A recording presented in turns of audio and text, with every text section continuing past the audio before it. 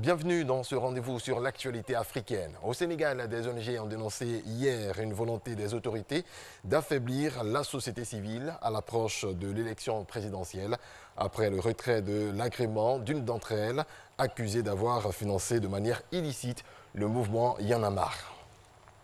En RDC, République démocratique du Congo, le candidat de l'opposition, Martin Fayulu, arrive à Kinshasa pour le lancement de sa campagne présidentielle.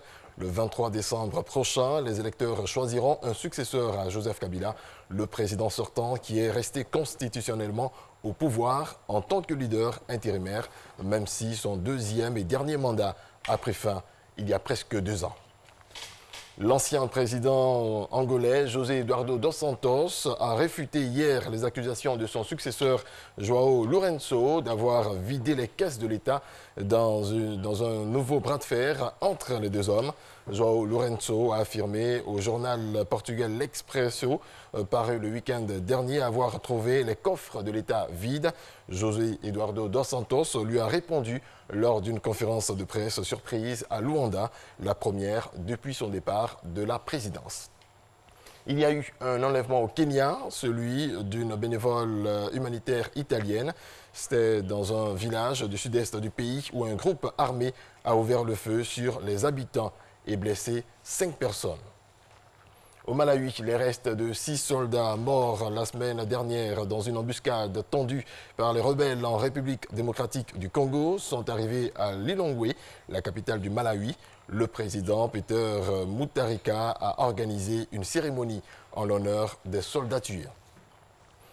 Le 8e sommet des Africités a ouvert ses portes mardi dernier à Marrakech au Maroc. Ce sommet qui fait la promotion des villes et communes à travers une politique de décentralisation a été l'occasion pour les pays africains de prôner la coopération sud-sud. Issa Yeo. Après 2009, la ville de Marrakech au Maroc accueille pour la 2e fois le sommet des Africités. À travers ce 8e sommet des Africités, les élus locaux ont 5 jours pour penser le futur de l'Afrique en matière de décentralisation et de développement des villes. Ce rendez-vous marocain, qui coïncide avec le 20 ans des Africités, est l'occasion pour les élus locaux de reconnaître que le développement de l'Afrique passe par elle-même. L'Afrique que nous voulons est une Afrique qui tourne le dos au comportement écologiquement irresponsable et socialement injuste.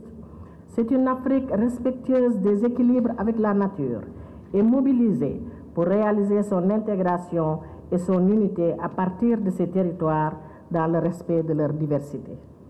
Pour tout dire, nous autres élus et leaders des collectivités territoriales d'Afrique, nous sommes déterminés à travailler à l'émergence d'une Afrique réconciliée avec son humanité, puisant dans son immense réservoir culturel. De nombreuses difficultés freinent le développement des villes africaines. Au nombre de ces difficultés, le manque de ressources financières et humaines. Face à ces difficultés, les élus locaux marocains préconisent une forte coopération sud-sud. Il faut que nous consolidons notre manière de travailler ensemble.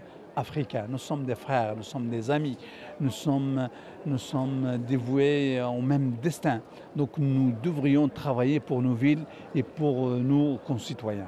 Nous avons beaucoup de choses à partager. La Côte d'Ivoire a fait de la décentralisation un maillon essentiel de son développement. Marrakech est une opportunité pour la délégation ivoirienne de mettre en lumière la politique du chef de l'État. Le 21e siècle, c'est le siècle de la participation citoyenne et l'Afrique s'engage résolument à aller justement vers le local.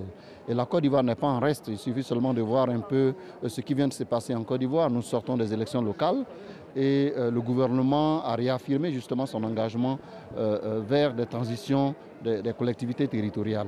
La Côte d'Ivoire a toujours été présente là où on parle de la décentralisation et du développement local. Plus de local, moins de central. Depuis le remaniement de juillet 2018, le gouvernement ivoirien comprend un nouveau département ministériel, le ministère de la Ville. Et dans les missions de ce ministère, il est question d'assister et d'accompagner les communes et les villes en liaison avec le ministère de l'Intérieur qui est en charge de la décentralisation. Mais il est également question d'aller vers une planification urbaine. Et c'est pour cela que le Premier ministre, M. Amadou Gon Coulibaly, nous a dépêchés ici à Marrakech afin de voir avec les collectivités ivoiriennes comment transformer nos villes. Comment rendre nos villes plus attractives? Comment permettre à nos villes d'amorcer un développement local durable? L'Afrique se veut un continent ouvert pour son développement. Le Japon, pays invité d'honneur, apporte son expérience de développement local à ce sommet, convaincu qu'une bonne politique de décentralisation passe par une maîtrise de la culture.